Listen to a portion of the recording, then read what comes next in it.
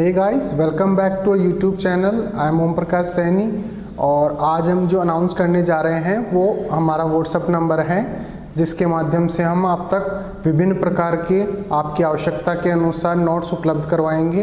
आपको अपना सब्जेक्ट और क्लास लिखकर हमें व्हाट्सएप करना है। आपको तुरंत आपके सब्जेक्ट के और आपकी क्लास के पूरे नोट्स जो भी अवेलेबल होंगे वो सेंड कर दिए जाएंगे। हमारे जो व्हाट्सएप नंबर रहेंगे वो हैं 86 96 60 85 41। आप इस नंबर पर हमें व्हाट्सएप कर सकते हैं। आप इस पर कॉल ना करें, कॉल रिसीव नहीं कर पाएंगे क्योंकि काफ़ी स्टूडेंट्स होते हैं वो कंटिन्यूसली इस पर कॉल करते हैं। Thank you so much. परिचय। विद्यार्थियों, आज हम सातत्य एवं अवकलनीयता के बारे में सीखेंगे। मुझे कौन बताएगा कि एक फलन को सातत्य कब कहा जाता है? सर, एक फलन को सातत्य कहा जाता है यदि दाएं पक्ष की सीमा, बाएं पक्ष की सीमा एवं फलन के मान सभी बराबर हों। बहुत अच्छे अनुज। सर, अवकलन क्या है? अवकलन फलनों के परिवर्तन की दर है। विभिन्न फलनों के अध्ययन के लिए अवकलन एक महत्वपूर्ण युक्ति है। सर, क्या हम किसी फलन का अवकलन कर सकते हैं? हाँ, क्यों नहीं। कुछ नियम होते हैं। यदि फलन उन नियमों का पालन करे तब हम फलन का अवकलन कर सकते हैं।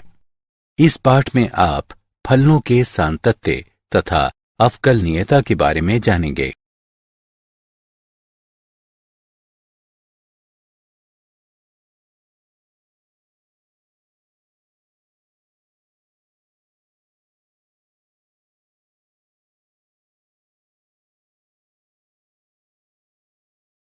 उद्देश्य।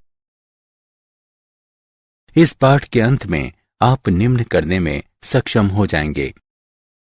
फलन सातत्य है अथवा नहीं, इसकी जांच करना। एक विवृत्त और समवृत्त अंतराल में फलन सातत्य है अथवा नहीं, इसकी जांच करना। सातत्य फलनों पर बीजगणितीय संक्रियाएं लागू करना। संयुक्त फलनों का अवकलन ज्ञात करना। अस्पष्ट फलनों का अवकलन ज्ञात करना। प्रतिलोम त्रिकोणमितीय फलनों का अवकलन ज्ञात करना। चर घातांकीय फलन एवं लघु गणकीय फलनों का अवकलन ज्ञात करना। फलनों के प्राचलित रूपों का अवकलज ज्ञात करना। द्वितीय कोटि का अवकलज ज्ञात करना। माध्यमान प्रमेय की व्याख्या करना और फलन माध्यमान प्रमेय को संतुष्ट करता है अथवा नहीं, इसकी जांच करना।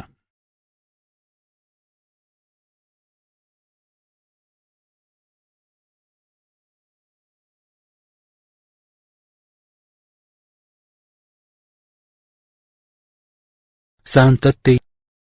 एक फलन f(x) को अभ्यंतर बिंदु x बराबर a या इसके प्रांत पर संतत कहा जाता है यदि limit x tends to a f(x) बराबर fa हो। अन्य शब्दों में, एक बिंदु x बराबर a पर एक फलन f(x) संतत कहलाता है यदि बाएं पक्ष की सीमा, दाएं पक्ष की सीमा और फलन के मान सभी एक दूसरे के बराबर हों। उदाहरण के लिए, y बराबर sin x एक संतत फलन है। यदि f a पर संतत ना हो तब f a पर असंतत होता है तथा तब a f के असांतत्य का एक बिंदु कहलाता है। उदाहरण, निम्न फलन पर विचार करते हैं। जांच करें कि f(x) संतत है अथवा नहीं। हल। x बराबर 1 पर बाएं पक्ष की सीमा बराबर निम्नलिखित है। x का मान 1 घटा h रखते हैं, अतएव बाएं पक्ष की सीमा निम्नलिखित होगी जो कि गणना करके हल करने पर 1 प्राप्त होगी।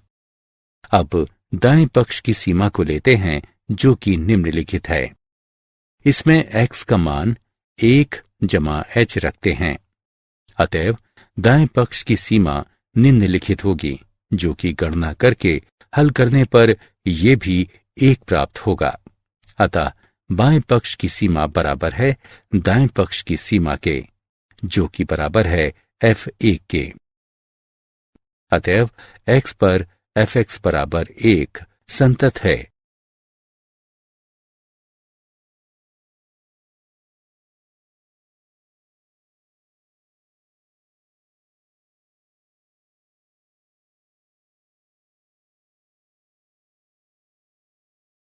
सान्तत्य। विवृत अंतराल पर सान्तत्य। एक फलन fx को विवृत अंतराल a b का संतत कहा जाता है यदि वो a b के प्रत्येक बिंदु पर संतत हो। संवृत अंतराल पर सान्तत्य।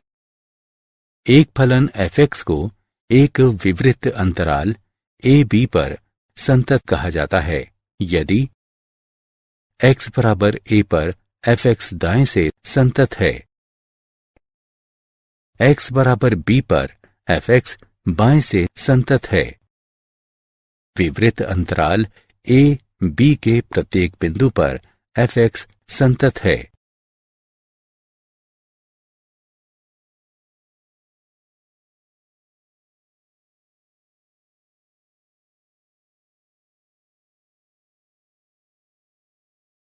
उदाहरण, दिए गए फलन पर विचार करते हैं। जांच कीजिए कि fx संतत है अथवा नहीं। हल। जब x 0 से बड़ा हो तब fx बराबर x वर्ग, जो एक बहुपद फलन है, संतत है। जब x 0 से छोटा हो तब fx बराबर x, जो एक तत्समक फलन है, संतत है। अब केवल x बराबर 0 संदिग्ध बिंदु है। बाएं पक्ष की सीमा बराबर निम्नलिखित है। इसमें x का मान 0 घटा h रखते हैं। अतः बाएं पक्ष की सीमा निम्नलिखित होगी, जो कि गणना करके हल करने पर 0 प्राप्त होगी। दाएं पक्ष की सीमा बराबर निम्नलिखित है। इसमें x का मान 0 जमा h रखते हैं। अतः दाएं पक्ष की सीमा निम्नलिखित होगी, जो कि गणना करके हल करने पर यह भी 0 प्राप्त होगी। अब f0 बराबर 0 है। अतः बाएं पक्ष की सीमा बराबर है दाएं पक्ष की सीमा के, जो कि बराबर है f0 के। fx x बराबर 0 पर संतत है। अतएव fx संतत फलन है।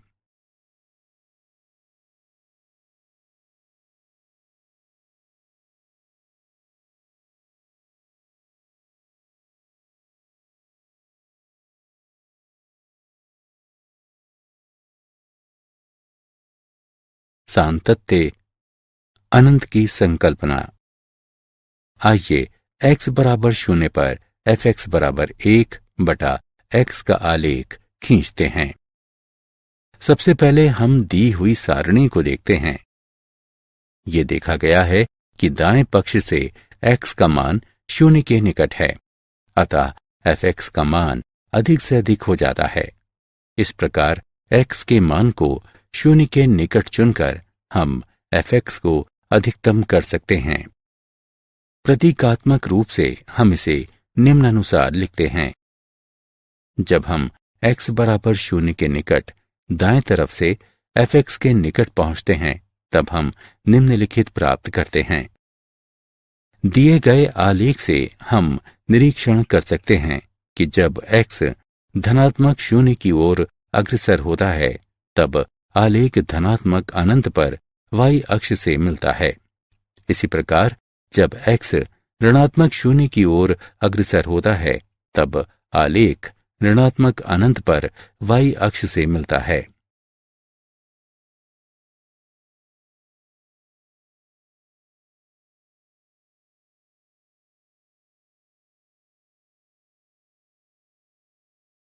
संतत फलन का बीजगणित।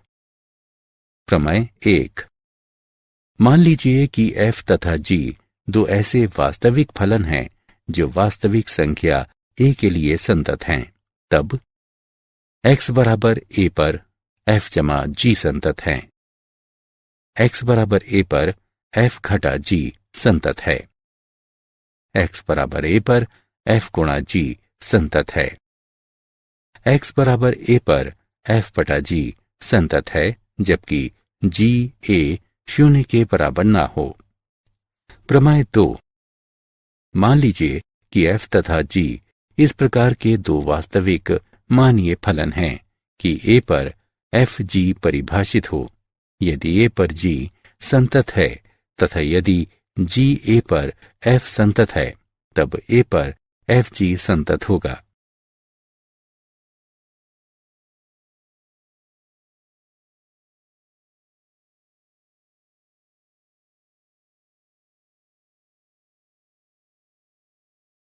उदाहरण, माना कि fx बराबर 2x घटा 1 तथा gx बराबर x जमा 5 बटा 2 है। f gx का फलन ज्ञात कीजिए।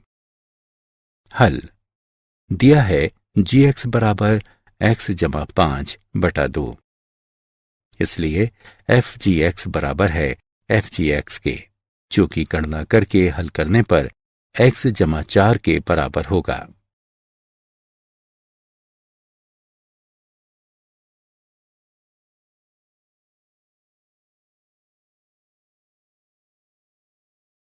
अवकलनीयता। माना कि f एक वास्तविक फलन है तथा a इसके प्रांत में एक बिंदु है। यदि h एक छोटी स्वच्छ संख्या है, तब a पर f का अवकलज निम्नानुसार परिभाषित किया जाता है, बशर्ते इस सीमा का अस्तित्व हो। a पर f के अवकलज को f डैश a अथवा निम्नलिखित द्वारा निरूपित किया जाता है। फलन को निम्नानुसार परिभाषित किया जाता है। एक फलन का अवकलज प्राप्त करने की प्रक्रिया अवकलन कहलाती है। एक फलन अपने प्रांत में एक बिंदु a पर अवकलनीय होता है यदि दोनों सीमाएं अर्थात बाएं पक्ष की सीमा तथा दाएं पक्ष की सीमा परिमित तथा समान हो। प्रमेय। यदि एक फलन f एक बिंदु a पर अवकलनीय हो, तब वो उस बिंदु पर संतत भी होता है।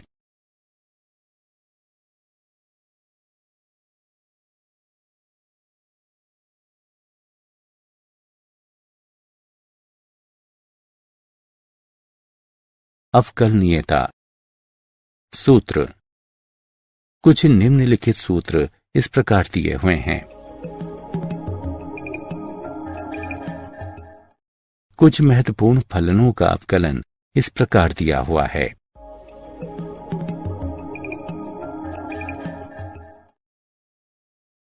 संयुक्त फलन का अवकलन।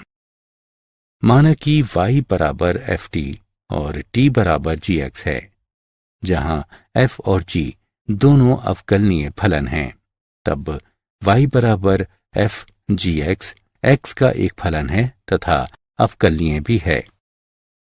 हम लिख सकते हैं dy बटा dx बराबर dy बटा dt गुणा dt बटा dx। अवकलन की इस विधि को अवकलन के श्रृंखला नियम यानी चेन रूल के रूप में भी जाना जाता है।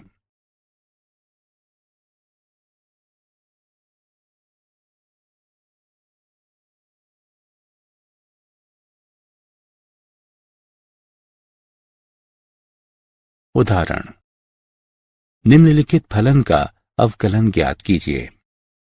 हल दिया गया फलन दो फलनों का संयुक्त फलन है।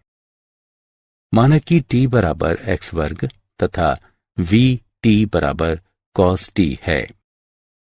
अब x के सापेक्ष t का अवकलन करने पर dt बटा dx बराबर 2x प्राप्त होगा। अब t के सापेक्ष vt का अवकलन करने पर dv बटा dt बराबर d बटा dt cos t बराबर घटा sin t प्राप्त होगा। अतः श्रृंखला नियम से df बटा dx बराबर dv बटा dt गुणा dt बटा dx बराबर घटा साइन x वर्ग गुणा 2x प्राप्त होगा। t बराबर x वर्ग का मान रखने पर घटा साइन x वर्ग गुणा 2x जो कि बराबर है घटा 2x साइन x वर्ग गुणा 2x प्राप्त होता है।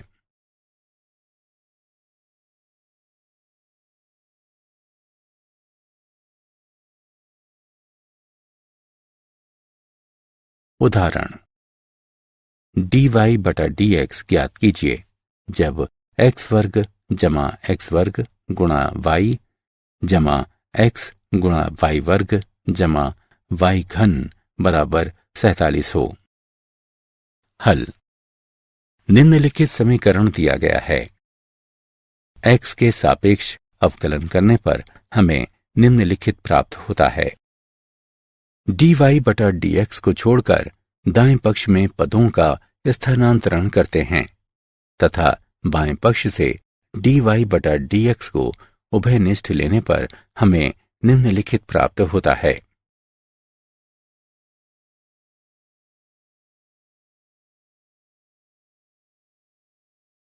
प्रतिलोम त्रिकोणमितीय फलनों का आलेख। यहां दो आलेख दिए गए हैं। इनमें से एक साइन व्युत्क्रम x का आलेख है तथा दूसरा कॉस व्युत्क्रम x का आलेख है।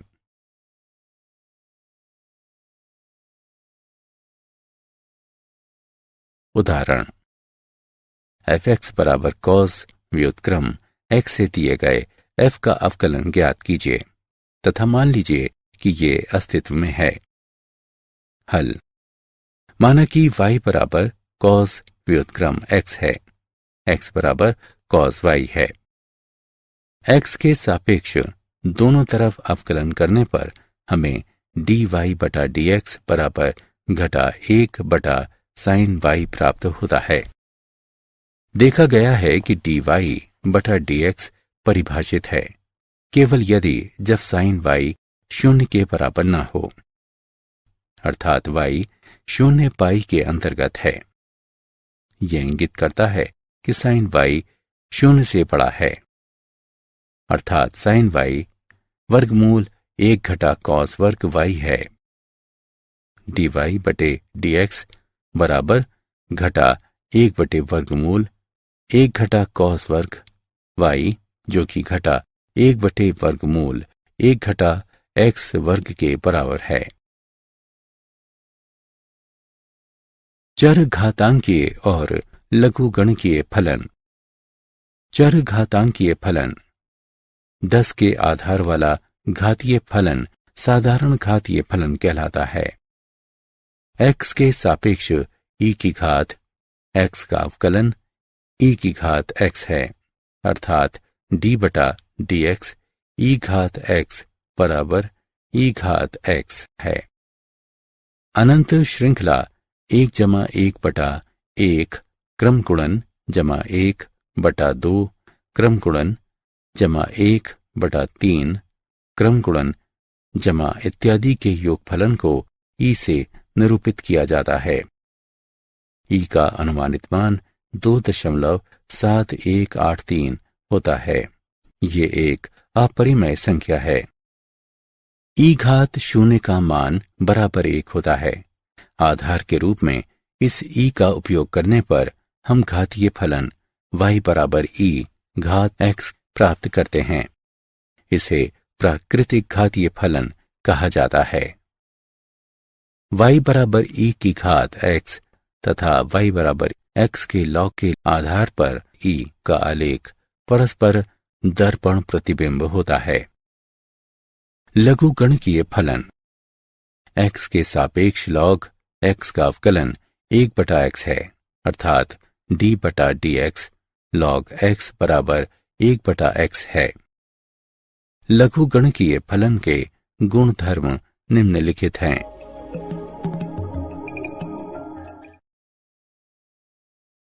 उदाहरण x के सापेक्ष e की घात sin x का अवकलन ज्ञात कीजिए। हल माना कि y बराबर e की घात sin x है। श्रृंखला नियम का उपयोग करके इसे हल करने पर हमें e घात sin x गुणा cos x प्राप्त होगा।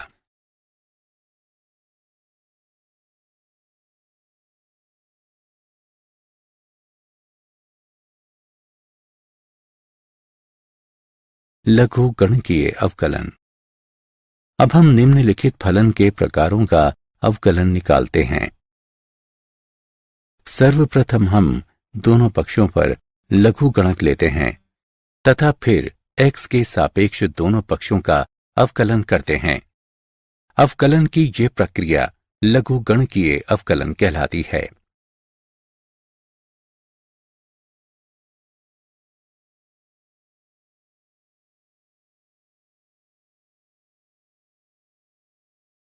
उदाहरण, x के सापेक्ष x की घात x का अवकलन करते हैं। हल, माना कि y बराबर x की घात x है।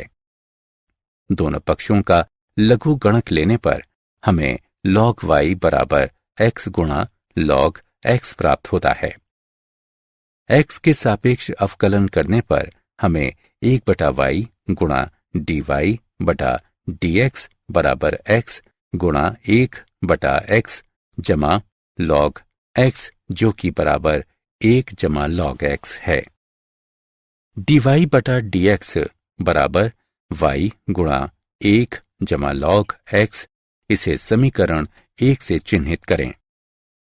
जैसा कि हम जानते हैं कि y बराबर x की घात x है, तो y का मान समीकरण 1 में रखने पर हमें dy बटा dx बराबर x की घात x गुणा 1 जमा log x प्राप्त होता है। फलनों के प्राचलित रूपों के अवकलज। जब दो चरों के बीच का संबंध जो ना ही स्पष्ट होता है और ना ही अस्पष्ट होता है, किंतु प्रत्येक पहले दो चरों की एक तीसरे चर के साथ कुछ लिंक होते हैं, तब इस तरह के संबंध को प्राचलिक संबंध कहते हैं तथा तीसरा चर प्राचल कहलाता है। इस तरह के फलनों का अवकलन करने के लिए हम श्रृंखला नियम का उपयोग निम्नानुसार करते हैं। उदाहरण, dy बटा dx ज्ञात कीजिए यदि x बराबर sin t, y बराबर cos 2t है। हल, हमारे पास x बराबर sin t, y बराबर cos 2t है। t के सापेक्ष अवकलन करने पर dx बटा dt बराबर cos t, dy बटा dt बराबर घटा 2 sin 2t हमें प्राप्त होता है। इस प्रकार श्रृंखला नियम से गणना करके हल करने पर हमें घटा 4x प्राप्त होता है। अतः dy बटा dx बराबर है घटा 4x के।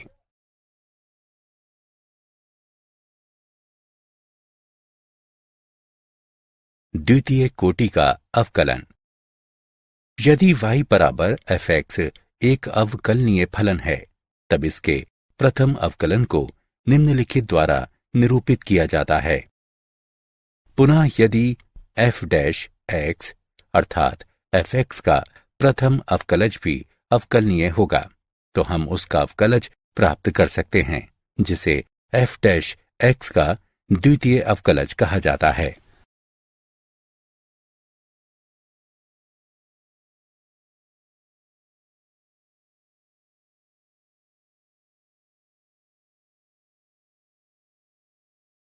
उदाहरण, d2y बटा dx वर्ग को ज्ञात कीजिए यदि y बराबर x घन जमा 5x वर्ग जमा 19 हो।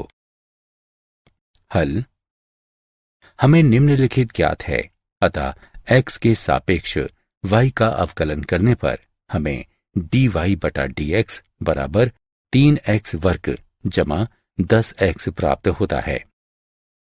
अब x के सापेक्ष dy बटा dx का अवकलन करने पर हमें d2y बटा dx वर्ग बराबर 6x जमा 10 प्राप्त होता है।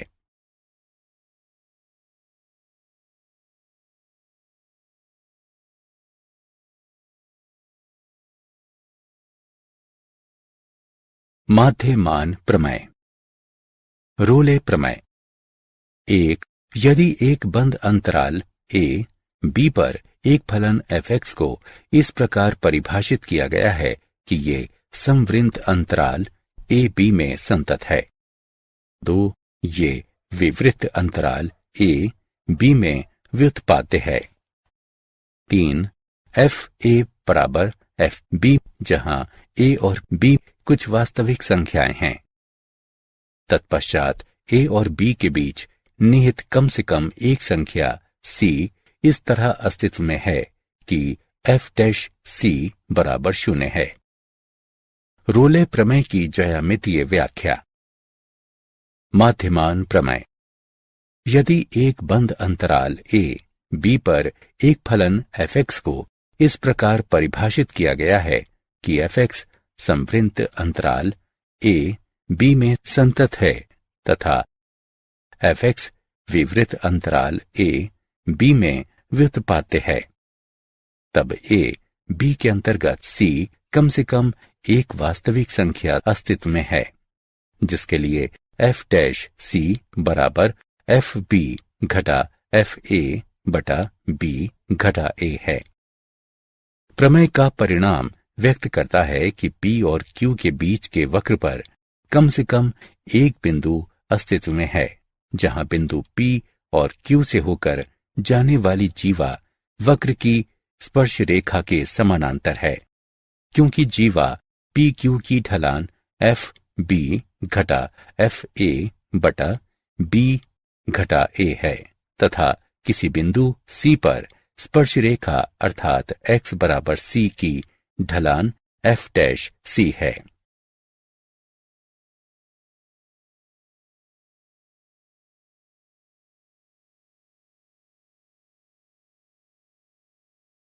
क्या आप जानते हैं गोटफ्रीड विल्हेम लेibniz एक जर्मन दार्शनिक, गणितज्ञ और तर्कशास्त्री थे, जिन्होंने स्वतंत्र रूप से अवकलन और समाकलन विकसित किया।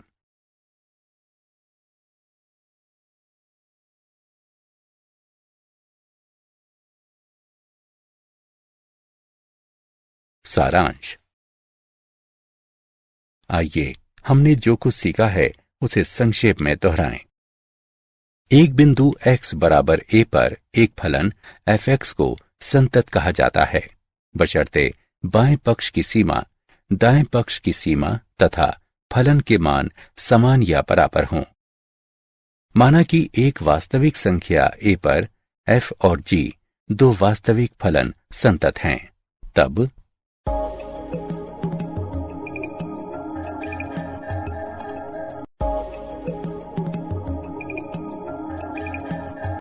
फलन f(x) का अवकलन निम्न प्रकार से परिभाषित किया जाता है।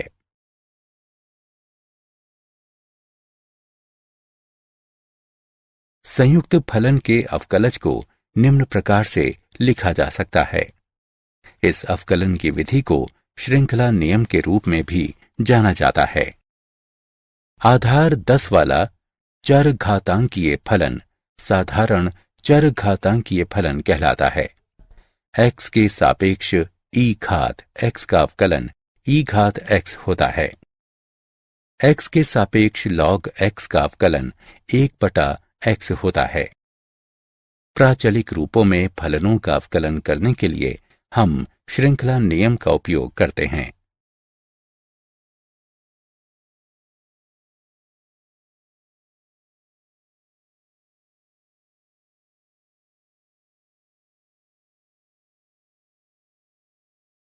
द्वितीय कोटि का अवकलन निम्नलिखित है। रोले प्रमेय बताता है कि यदि समवृत्त अंतराल a b में एक फलन f(x) संतत है तथा विवृत्त अंतराल a b में व्युत्पाद्य है एवं f a बराबर f b है, तब a और b के बीच कम से कम एक संख्या c इस तरह निहित है कि एफ डैश सी बराबर 0 है। माध्य प्रमेय बताता है कि यदि संवृत्त अंतराल a b में एक फलन fx संतत है एवं विवृत अंतराल a b में fx व्युत्पाद्य है, तब a b के अंतर्गत c कम से कम एक वास्तविक संख्या अस्तित्व में है, जिसके लिए f डैश c बराबर है fb घटा fa बटा b घटा a के।